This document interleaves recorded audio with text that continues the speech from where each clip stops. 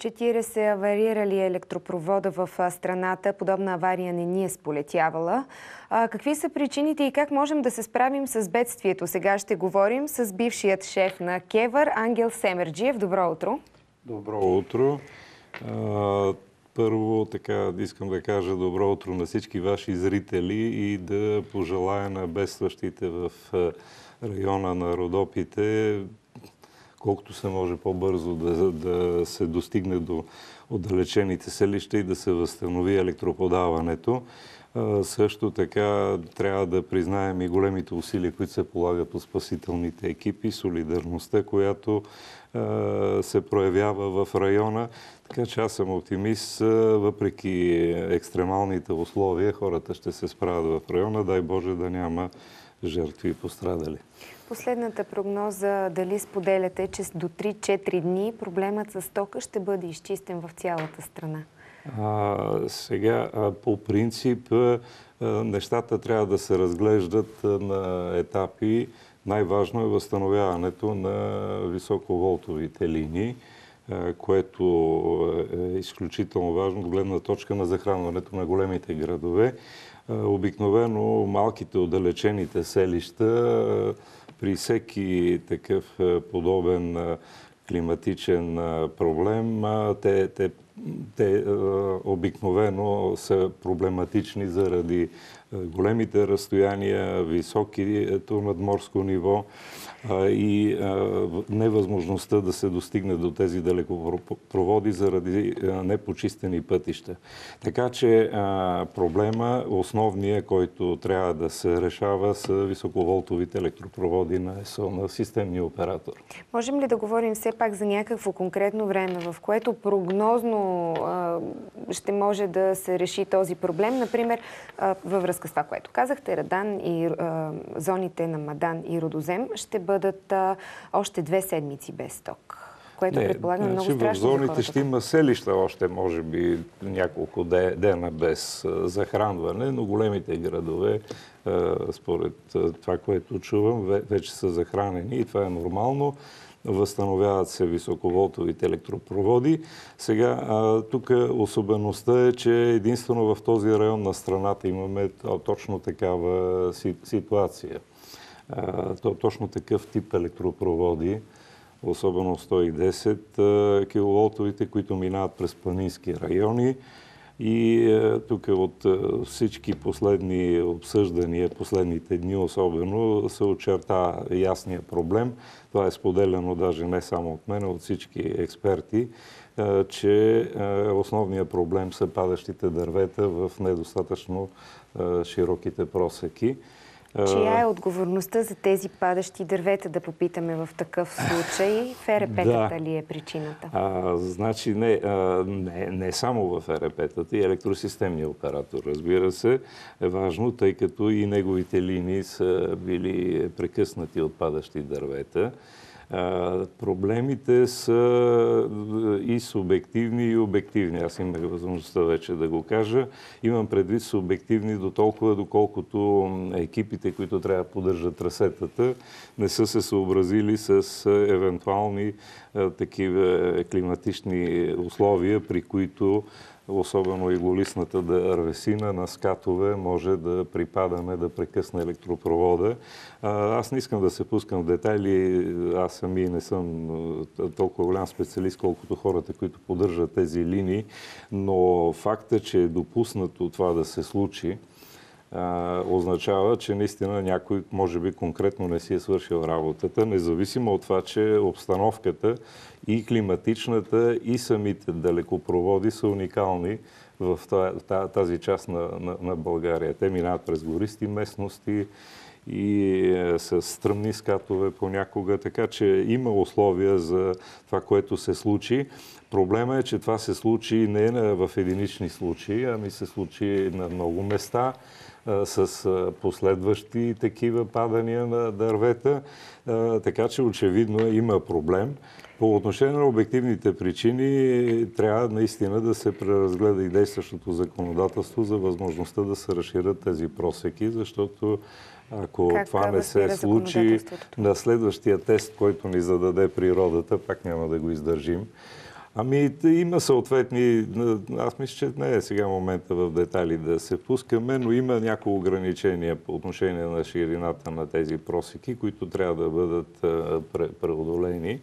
И в това отношение аз съм уверен, че много скоро ще се вземат мерки от Министерството като принципал и от ЕСО като системен оператор, за да може точно в този район, където са уникални тези далекопроводи и просеките им, да се реши въпрос и в бъдеще такова нещо да не се случва. С големите далекопроводи, електропроводи EVN имат, само EVN имат проблеми всъщност. Защо? Не, значи проблемите на EVN са със средното и с ниското напрежение в селищата, които те електроснабдяват, но техните проблеми са си техни, на техната мрежа, но пак искам да кажа, че тук уникалното в този район е, че и системният оператор има проблеми с неговите далекопроводи, което на практика създаде условия големи градове да бъдат като Смолян, например, да бъдат дълго време без захранване.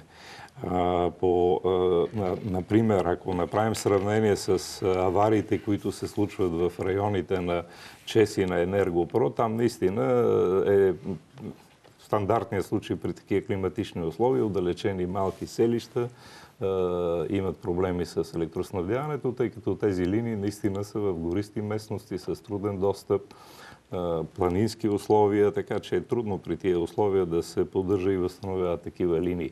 Но не е допустимо високоволтовите линии на електросистемния оператор при такива условия да отпадат. Тук трябва много сериозно да се вземат мерки това да не се случва. ЕРП-тата носят ли отговорност и ще понесат ли за това, което се случва? Сега, ЕРП-тата си носят отговорността, която е по закон за прекъсванията, които са причинили на електрозахранването, но това трябва да се прегледа през призмата на условията, при които това става и причините, които са довели до тези прекъсвания. Естествено, че при форс-мажорни условия, каквито несъмнено според мен има в района на Родопите, където са тези основно големия брой селища, трябва да си има предвид. Също така беше въведен и ограничителен режим, което е абсолютно правомерно от Министерството и се налага в подобни случаи. Така че всички случаи трябва да бъдат разглеждани конкретно, за да се намери основание наистина за претенции. То точно какви претенции би трябвало да се има към електроснабдителните дружества. Пълна ревизия налага ли се на дружествата в енергетиката? Сега, ревизията никога не вреди, напротив помага. Въпросът е, когато се прави пълна ревизия, е възможно да се загубиме в големия обем неща, които се проверяват. Аз мисля, че по-скоро трябва да се правят анализи, на базата на които да се идентифицират проблемите и те да бъдат проверявани, защото когато се правят тотални проверки, някакси основните проблеми, ключовите проблеми могат да се загубят в множеството от дребни проблеми. Да чуем сега каква е позицията на представител на EVN Петър Костадинов. Той е на телефона ни. Добро утро, господин Костадинов. Добро утро. Чуваме ли се, по-голямата част от авариите се дължат на паднали дървета? Ваша ли е отговорността за това? Първо искам да започна с актуалната обстановка. Сигурен съм, че всички ваши зрители се интересуват. От вчера град Рудозем беше включен към енергийната система, след като колегите от ЕСО си възстановиха въздушния електропровод. Има в момента захранване и за част от град Мадан, където успяхме да осигурим резервно захранване по наша схема. Град Неделино също част от него има захранване, като до 10 часа днес очакваме да бъде захранен заедно с град Мадан. И към момента основните места в Родопите, които са без захранване, това са в общините Ардино и Баните, където чакаме наистина, имаме уверението на гледите от ЕСО, че при възстановяване на тяхната линия ще можем и ние да подадем захранване към нашите клиенти. По отношение на просеките, да, разбира се, всяко дружество има отговорността да си поддържа не само просеките, но и своите въздушни линии в справно състояние и ние го правим. Безбройни проверки се правят при нас. Първо ние си имаме регулярни инспекции няколко пъти в годината, обходни листове. Знаете, миналата година и по-миналата ни проверяха абсолютно редовно и регулатори, и други институции, така че ние си спазваме отстоянията. В закона много ясно е записано колко метра трябва да бъдат отстоянията в зависимост от вида на електропровода и ние си го спазваме. Друг е въпросът дали тези отстояния отговарят на реалността и дали не са по-къси, отколкото е необходимо, защото когато падне едно дърво, което е 5, 6, 7, 8 метра, това означава, че просекът също трябва да бъде 10 метра. Представете си по 10 метра от едната страна, по 10 метра от другата. Вече тук съм сигурен, че редица природозащитници ще изложат аргументи в обратната страна. Така че въпросът е наистина на законодателство. Ние изпълняваме това, което пише в закона, защото ние не пишем закона, ние само го изпълняваме.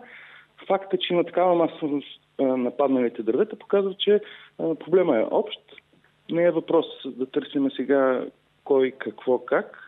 Факт е, че ние изпълняваме това, което пише в закона, а дали е достатъчно, за да гарантира да не паднат дърветата. Да се знае чия е, според мен, и това е много важно да се уточни в момента. И когато някой изпълнява закона, очевидно отговорността му се свежда до това дали изпълнява закона. Относно закона, хората имат ли право според вас да потърсят правата си юридически? Ако бях юридически консултант, защото така ми зададете въпроса, бих ви отговорил, да, имат право да търсят информация. В случая има форс-мажорна обстановка. Когато захранването е по вина на дружеството, доказано, не по вина на такива форс-мажорни обстановки, както видите, цялата планина Родопи беше обхваната от снеговалежия и проблеми има по всички места, очевидно вината не е в дружеството.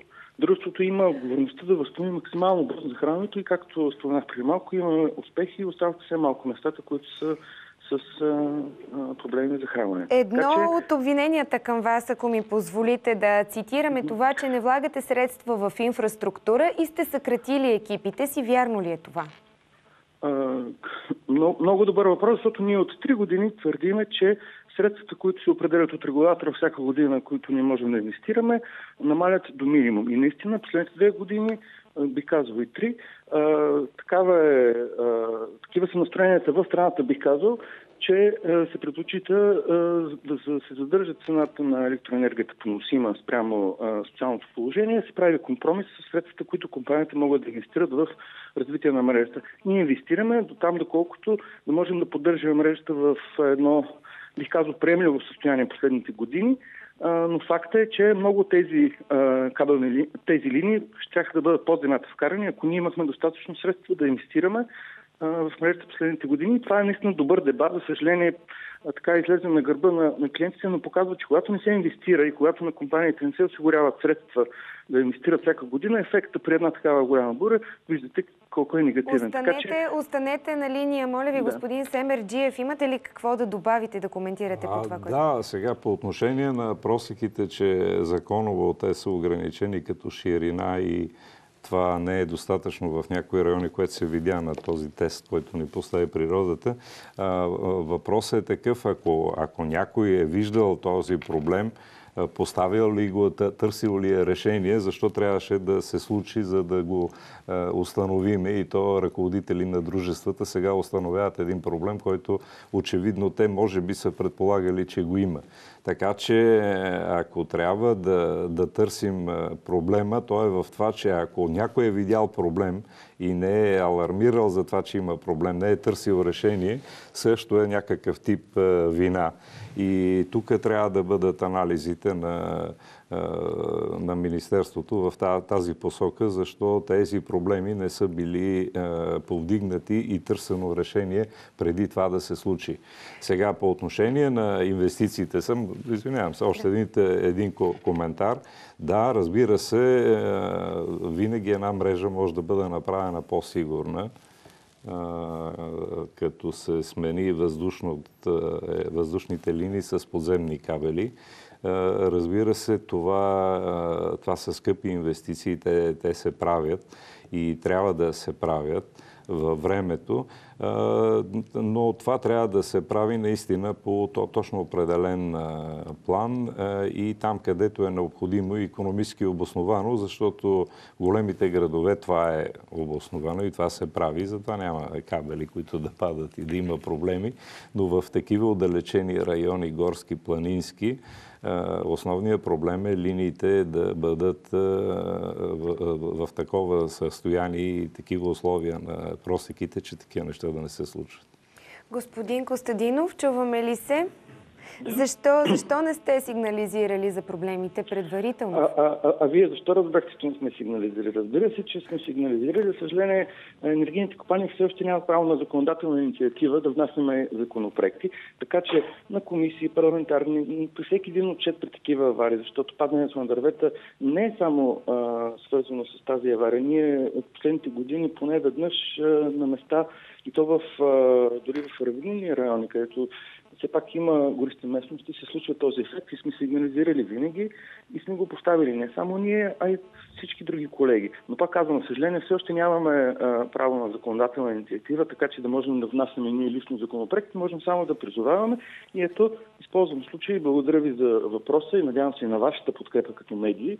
Въпреки че в София очевидно няма толкова дървета и не сме свикнали да ги виждаме паднали върху електропроводите, да призовем наистина за преразглеждане на тази политика, така че да отговаря на най-добрите изисквания. Но за да се избегне още дебата с изчистение на дървета, защото иначе тук говорим за това дали да се очистят повече дървета или не, така че да не засягат електропроводите. Въпросът е да бъдат вкарани под земята с една балансирана, дългосрочна политика, така че да няма, както каза господин Семерджиев, някакъв негативен ефект върху потребителите в платформата на цена за мрежовите услуги. Така че наистина въпросът е да се отвори този дебат и да се знае. Искаме ли да имаме мрежа, която да е сигурна, когато природата ни постави по такъв тест, или не искаме? Един въпрос и към вас и към господин Семерджиев. След като са нужни инвестиции, трябва ли да се увеличи цената на тока и с колко?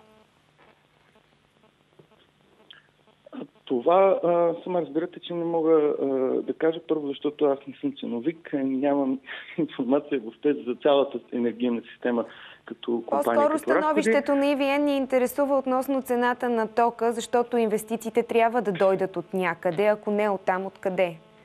Да, но сигурно съм, че добре знаете, че цената на тока не е само цената, която се отрежда на EVN, плащайки клиента на нас, той заплаща с месечната си фактура разходите на производители, от АЕЦ и всички тецове, ВЕИ-та, държавното предприятие на НЕК, ЕСО, така че ние сме съобразната кашичка на системата. Така че, за да се каже накрая така популярно колко да бъде цената на тока, трябва да се знае разходите на всички тези компании, които накрая, плащайки своите месечни фактури, клиентите плащат на тях, т.е. ние преразпределяме тази фактура. Така че от гледна точка на EVN, знаете, ние преди Вие казвате, че тока е ефтин, това е ваше. Ние не казваме, че тока е ефтин. Моля ви, нали, не съм чул да казвам такова нещо. Казвам, че за да искаме качество, трябва да сме готови да инвестираме в това качество. В момента цената на електроенергията или частта от тази цена, която отива за EVN, не е достатъчна, за да може тези електропроводи да станат кабелни и да имаме това качество, което често се посочва, че в другите страни. Бегло сравнение на цената на електроенергията в България в другите страни показва, че там тя е в пъти по-висока от България и няма как, логично е с такава цена да искаме същото качество и то веднага. Много ви благодаря, господин Костадинов, за този разговор и пожелавам наистина в най-скоро време проблемите по места да бъдат изчистени. Господин Семерджиев, може би второто най-важно нещо за хората след това да имат ток е цената на тока. След като има нужда от инвестиции, това ще удари ли хората в цената? Сега,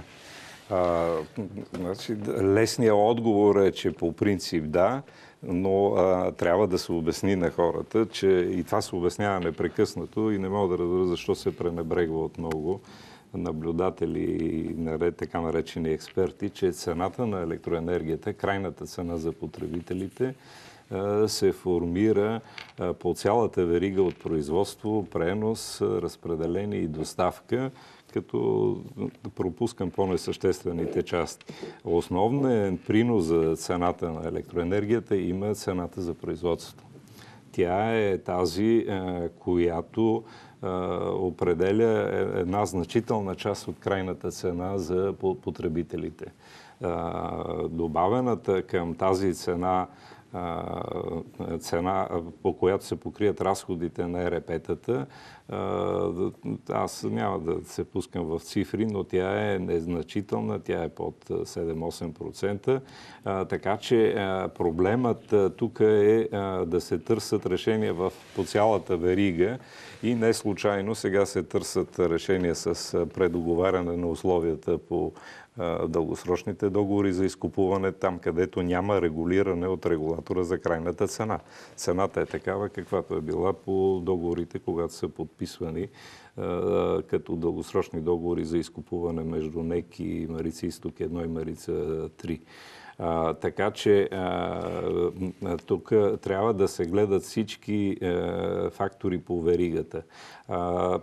Аз ще напомня, че в периода, в който аз бях председател на ДКЕВР, тогава беше ДКЕВР, сега е КЕВР, ние ясно показвахме, че регулатора намалява регулираната част от тази цена, това, което регулира, но всички добавки, които се дължат на задължения, законови задължения за стимулиране, както на възобновяемите източници, дългосрочните договори и ефективното производство от когенерации, те са тези фактори, които вдигат и крайната цена за... Господин Семерджиев, понеже много навлязахме в времето, Яна ни чака.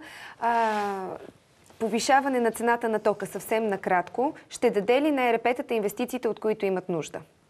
Значи, аз бих казал така, че ако това повишение е заради цената за производство, отговор е не. Тоест може да се повиши цената на електроенергията и ЕРП-тата пак да нямат необходимите средства за инвестиции в мрежата.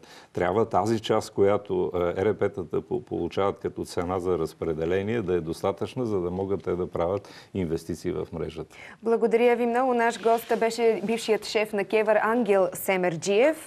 Предстоят проверки, за да се установи вината и съответно да се определят санкциите за отговорните за това бедствие.